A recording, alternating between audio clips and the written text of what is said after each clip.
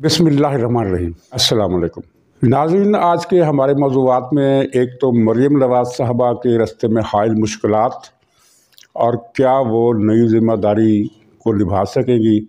और दूसरा मौज़ू है आयशा गुलाली की एक वीडियो के हवाले से कुछ इंकशाफात, और ये जो PTI के जलसों में जो कल्चर हमें नज़र आता है इसकी माइक्रो मैनेजमेंट कैसे होती है,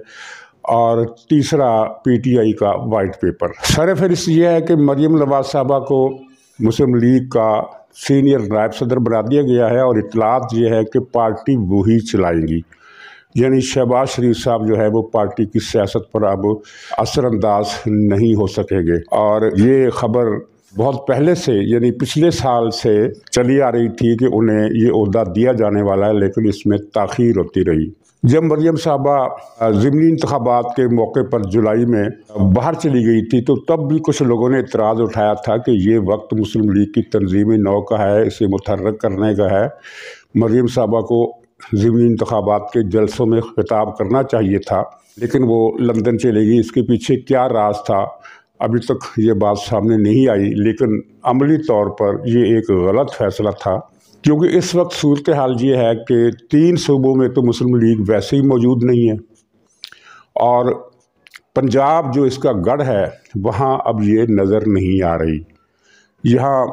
परवेज़ इलाही की हुकूमत है, वो इंतकामी कार्रवाइयाँ भी करता है, लेकिन इसके बावजूद मुस्लिम लीग जो सियासी किरदार बच बचा कर अदा कर सकती थी वो उसने नहीं किया। शहबाज शरीफ साहब की हुकूमत के गलत फ़ैसलों की वजह से कुछ तो खैर इसमें ये बात यकीनी तौर पर सही है कि इमरान खान ने जो तबाही मचाई उसका बोझ इस हुकूमत ने उठाया, लेकिन फिर भी वो कुछ फ़ैसले बेहतर कर सकती थी जो उसने नहीं किए, और जो उसने फ़ैसले किए वो उनमें से कुछ नाकाबिल अमल थे जिनको नहीं करना चाहिए था। मिसाल के तौर पर ये एक फ़ैसला इन्होंने किया कि मार्केटें 8:30 बजे बंद हो जाया करेगी। ये बहुत अच्छा फ़ैसला है, तवानाई की बचत के लिए ज़रूरी है, लेकिन हुकूमत को पता था कि ये नाकाबिल अमल है, क्योंकि पाकिस्तान का बेशतर इलाका जो है वो पंजाब और पख्तूनख्वा पर मुश्तमिल है, जहाँ PTI की हुकूमतें हैं, और उन्होंने इस फ़ैसले को रद्द कर दिया, और उन्होंने इस फ़ैसले को रद्द करना ही था, हुकूमत जानती थी। तो फिर ये बेमकसद फ़ैसला क्यों किया गया? शहबाज शरीफ एक गैर सियासी आदमी है, वो सियासत करने पर यकीन ही नहीं रखते, तो जबकि पार्टी का सरबराह ऐसे शख्स को होना चाहिए जो सियासत करता हो, जो सियासत को समझता हो। शहबाज शरीफ साहब की वजह से, इनकी कुव्वत फ़ैसला ना होने की वजह से, और उनका जो गैर सियासी जहन है उसकी वजह से मुस्लिम लीग अब पंजाब में फ़आल नज़र नहीं आती। गोया कि मरियम नवाज़ साहबा अगर जब भी वो पाकिस्तान आएंगी तो उन्हें मुस्लिम लीग की तंजीम नौ का काम सिफर से शुरू करना होगा। ये एक ऐसा पहाड़ है जिसे मरियम साहबा को सर करना होगा, लेकिन उसके लिए पहला कदम ज़रूरी ये है कि वो पाकिस्तान आएँ। नवाज़ शरीफ साहब की वतन वापसी तो रुक गई है, और वो क्यों रुकी है इसका आपको कुछ न कुछ इल्म होगा।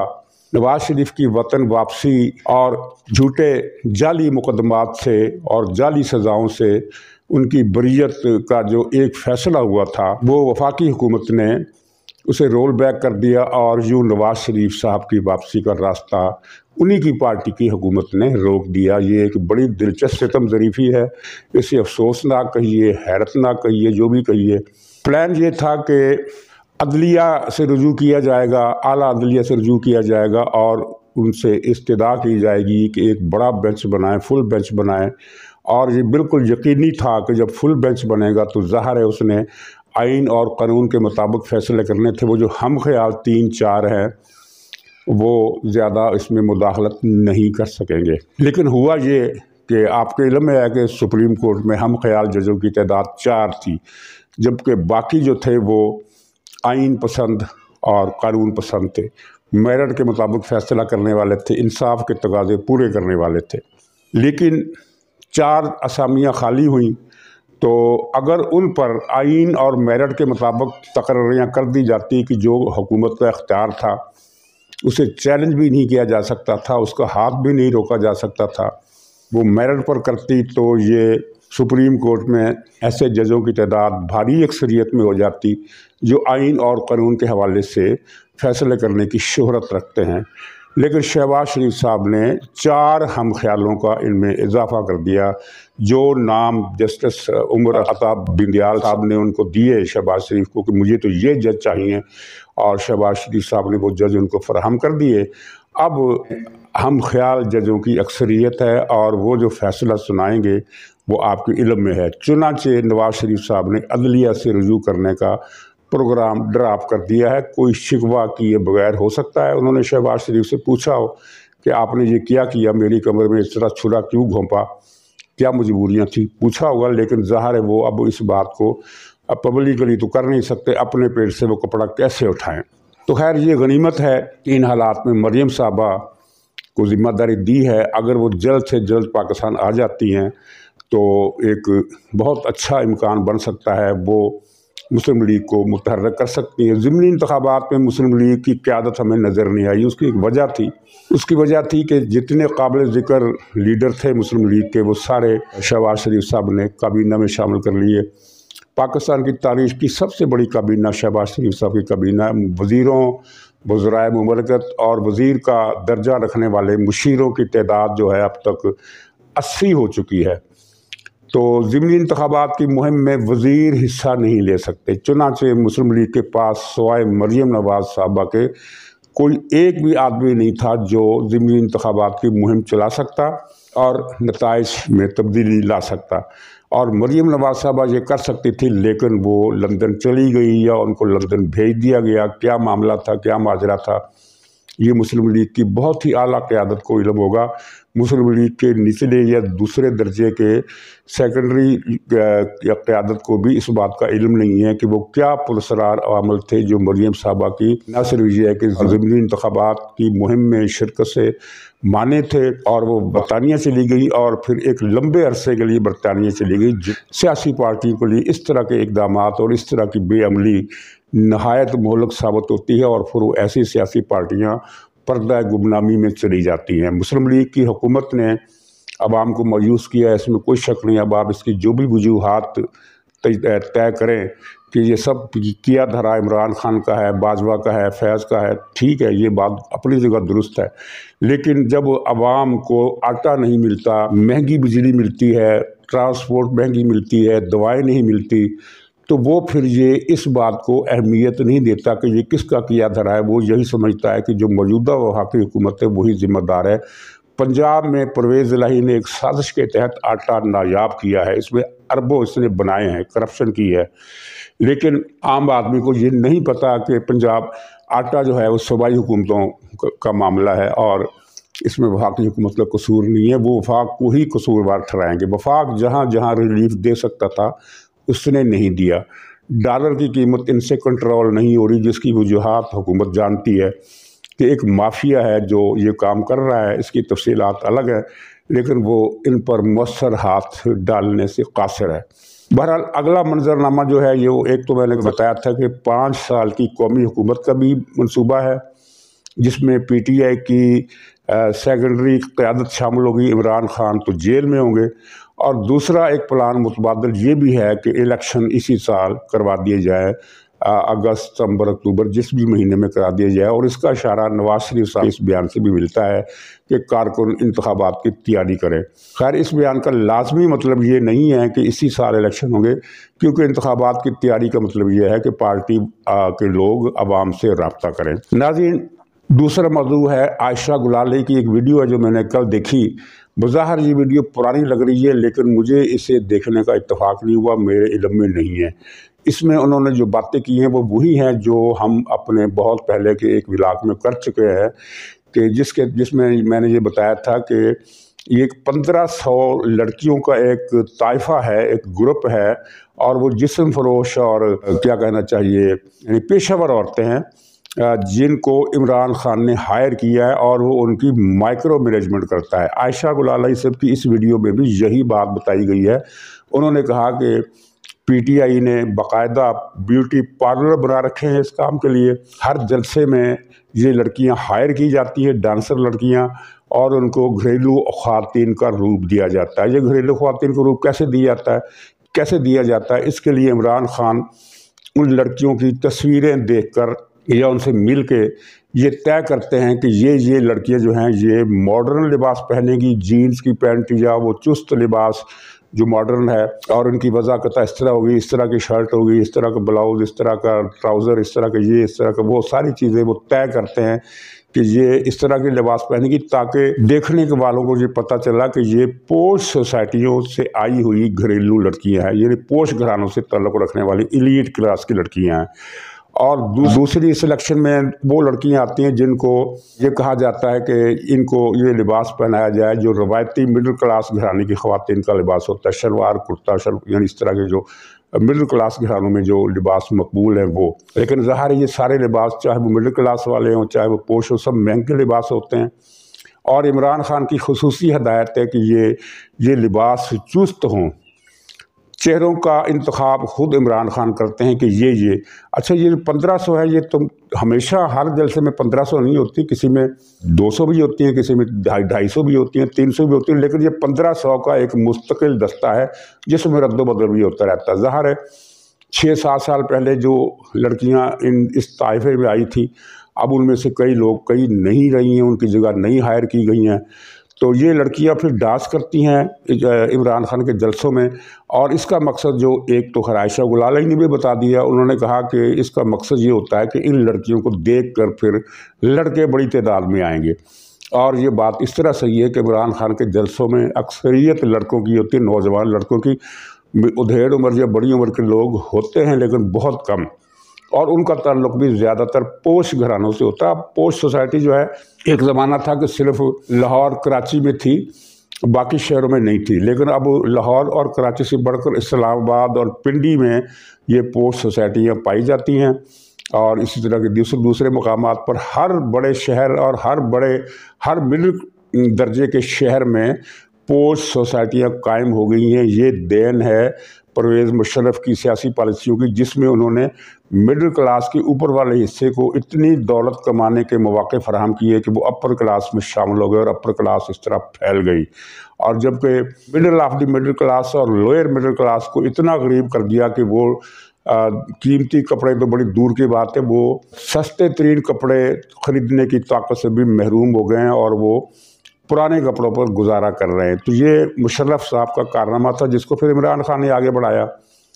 تو اس کلچر کا ایک مقصد تو یہ تھا کہ لڑکوں کو راغب کیا جائے، لیکن دوسرے مقصد کا ذکر عائشہ گلالئی نے نہیں کیا، وہ میں کرتا رہتا ہوں. وہ یہ ہے کہ پاکستان کے معاشرے کو ایک کنجر معاشرے میں بدلنے کا جو عمران خان کا ایجنڈا ہے اس کو بھی پورا کرنا ہے. ظاہر ہے جب ان روزمرہ ہونے والے جلسوں میں، اب تو خیر جب سے جس کی ٹانگ نام نہاد ٹوٹی ہے، جھوٹا فریکچر جس کی سارا پول کھل گیا ہے، اس کے بعد سے اس پر اتنا خوف طاری ہوا ہے کہ یہ جلسوں کے لیے باہر نہیں آ رہا. لیکن ایجنڈا یہی تھا کہ جب ہر روز جلسے ہوں گے، ہر روز ٹی وی پر پورا جلسہ لائیو چلے گا. یہ بھی تحقیق طلب بات ہے کہ یہ جلسہ لائیو چلانے کے احکامات پر ابھی تک عمل کیوں ہو رہا ہے. پورا جلسہ الف سے لے کر یہ تک دکھانے کی تک کیا ہے. 2 گھنٹے کا پروگرام ٹی وی پر ہوتا ہے اور ٹی وی پر 2 گھنٹے یہ نمائش چلتی ہے. تو کہنے کا مقصد یہ ہے کہ جب ان جلسوں میں اس طرح کا کلچر دکھایا جائے گا تو ظاہر ہے کہ مڈل کلاس کی جینون گھرانوں کی جو لڑکیاں ہیں وہ بھی اسی قسم کے لباس کی کشش میں مبتلا ہو جائیں گی، اور پھر یہ ایک مانوس کر دیا جائے گا عوام کو کہ اس طرح کا کلچر، لڑکیوں کا اس طرح ناچنا، لڑکوں سے بغل گیر ہونا، انجوائے کرنا، یہ انسانی فطرت کا ایک تقاضا ہے، حصہ ہے، اور یہ معمول کی بات ہے. اس میں کوئی خاص بات نہیں ہے. جب بھارت میں متحدہ ہندوستان میں فلم انڈسٹری نئی شروع ہوئی تھی تو لڑکیوں نے بڑے مہذب لباس میں ان پر گانے پکچرائز کیے جاتے تھے، فلمی اداکاراؤں پر بڑے مہذب لباس میں. تو چنانچہ اس پر رد عمل زیادہ نہیں ہوا اور ظاہر سمجھا گیا کہ ٹھیک ہے یہ کوئی ولگر عورتیں تو نہیں ہیں، یہ کوئی فاحشہ عورتیں تو نہیں ہیں، گھریلو خواتین ہیں، ٹھیک ہے گانا گا رہی ہیں. جب عوام اس سے مانوس ہو گئے اور اس کو قبول کر لیا گیا تو پھر فلم سازوں نے لباس میں بتدریج تبدیلی شروع کر دی اور پھر ایسا لباس بھی انہیں پہنایا جانے لگا کہ جس کا تصور بھی ہندوستانی پاکستانی معاشرے میں نہیں کیا جا سکتا تھا۔ آہستہ آہستہ بات اسے بھی آگے بڑھی اور وہ بھی معمول کا حصہ بن گیا، اور ہماری سوسائٹی میں بہت ساری خواتین نے اسی فیشن کو اون کیا، فالو کیا جو فلموں میں دکھایا جاتا تھا۔ اور اب بات بڑھ کر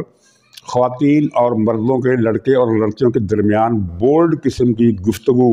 فلموں میں حصہ بن گئی ہے، اور اب لوگ اس کے بھی عادی ہوتے جا رہے ہیں کہ یہ چیزیں چلتی ہے۔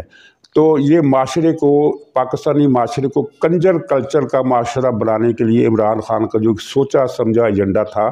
یہ جلسہ ہائے عام اور اس کے اندر یہ جو مائکرو مینجمنٹ تھی، جسم فروش اور پیشہ ور دھندا کرنے والی لڑکیوں کی، جنہیں پہلے کرائے پر لیا جاتا رہا تھا، اب ان کا ایک باقاعدہ دستہ بن گیا جن کو مستقل تنخواہیں دی جاتی ہیں۔ تو عوام کو اس کلچر سے مانوس کرنے کے لیے، اور میں نے بڑے دینی گھرانوں میں دیکھا ہے جو دین پسند تھے اور جو قدامت پسند تھے، ان سے پوچھا جائے کہ یہ جو لڑکیاں آپ دیکھ رہے ہیں ان دھرنوں میں کس طرح کا لباس کرتی ہیں، کس طرح کا ناچ کرتی ہیں، تو کیا یہ اسلامی ہے؟ تو وہ کہتے ہیں کہ ننگی تھوڑی پھر رہی ہیں۔ یہ دینی لوگوں سے میں نے سنا ہے کہ وہ ننگی تھوڑی پھر رہی ہیں، ایک دن وہ بھی آ جائے گا جناب آپ کی مہربانی سے، طارق جمیل جیسے لوگوں سے جو کہ غیر ملکی ایجنڈے کا حصہ ہیں، اور یہ ایک سازش کا، یہ اس طرح کے مولوی اس سازش کا حصہ ہے تاکہ لوگوں کے دل میں اگر کوئی کھٹک ہے تو وہ دور ہو جائے کہ دیکھیں یہ مولوی طارق جمیل جیسے لمبی داڑھی والے یہ رنگے سیاہ جو ہیں، یہ بھی کہتے ہیں کہ عمران خان وقت کا ولی ہے، تو یہ پھر لباس اتار دینے میں بھی کوئی مسئلہ نہیں ہے۔ اگر کوئی لڑکی ننگی ہو کر بھی بازار چلی جائے تو کیا فرق پڑتا ہے، اسلام تو لافظ ہوگا نا۔ یہ طارق جمیل جیسے لوگوں نے یہ کنجر کلچر کو نبھایا ہے۔ تو ناظرین، پی ٹی آئی کے وائٹ پیپر پر مجھے صرف اتنا کہنا ہے کہ یہ جو اس نے دکھایا ہے وائٹ پیپر میں کہ بڑی معیشت تباہ ہو گئی ہے، تو کوئی اس کو بتائے کہ جناب یہ سارا آپ ہی کا کیا دھرا ہے، آپ ہی نے معیشت کو ڈبویا ہے، آپ ہی نے ایجنڈے کے تحت۔ یہاں کچھ مجھے اب بھی بعض لوگوں پر حیرت ہوتی ہے کہ مجھے کہتے ہیں کہ عمران خان نالائق تھا، عمران خان کی ٹیم نالائق تھی، ان کی نالائقیوں نے ملکی معیشت تباہ کر دی۔ انہیں یہ بات سمجھ میں نہیں آ رہی کہ یہ پلاننگ کے تحت کیا گیا۔ عمران خان کرپٹ تھا، اس نے کرپشن کو فروغ دیا اور تمام کرپٹ پاکستان کے اپنی پارٹی میں شامل کرائے، اور یہ جتنے بھی دھندے ہو رہے ہیں کنجر کلچر سے لے کر کرپشن کے کلچر تک، اس کے پیچھے صرف عمران خان کا دماغ نہیں ہے، اس کے پیچھے ظہیر، پاشا، فیض اور وہ ایک تیسرا بھی تھا وہ غفورہ، یہ چاروں افراد جو تھے اس سارے کلچر کا جو برین تھا وہ ان کا تھا۔ عمران خان کا ایجنڈا تھا اس کنجر کلچر کو فروغ کیسے دینا ہے، اس ملک کو تباہ کیسے کرنا ہے، اس ملک کی معیشت اور اخلاقیات کو برباد کیسے کرنا ہے، اس کے پیچھے عمران خان کا دماغ نہیں تھا، عمران خان کا صرف ایجنڈا تھا، کیونکہ وہ اسی ایجنڈے پر آیا تھا، لیکن اس ایجنڈے کے لیے جو برین چاہیے تھا وہ عمران خان کے پاس نہیں ہے۔ یہ تو کوئی نشئی آدمی ہے، یہ تو کوئی ترکیب سوچ ہی نہیں سکتا، صرف اس پر امپلیمنٹ کرا سکتا ہے، اور برین جو تھا یہی تھا، وہ ظہیر، فیض، پاشا، غفورہ، یہ چار آدمی تھے جنہوں نے اس ملک کی جڑوں میں بارودی سرنگیں لگائی۔ تو معیشت انہی کی برباد کی ہوئی ہے۔ اور پھر کل مجھے حیرت ہوئی کہ وہ جو نوجوان کرپٹ آدمی ہے حماد اظہر، وہ بھی وائٹ پیپر کے حوالے سے کوئی پریس کانفرنس کر رہا تھا، حالانکہ یہ وہ شخص ہے جس نے اربوں روپے کا کورونا فنڈ ہڑپ کرنے کی ذمہ داری نبھائی۔ ہڑپ عمران خان نے کیا، پی ٹی آئی کچھ اور لوگوں نے کیا، یہ رقم بانٹی گئی چوروں میں، لیکن اس رقم کو بانٹنے کا ذمہ دار حماد اظہر تھا، جو میاں اجو کا بیٹا ہے، اور میاں اجو بھی اپنے زمانے کا نامی گرامی کرپٹ آدمی تھا۔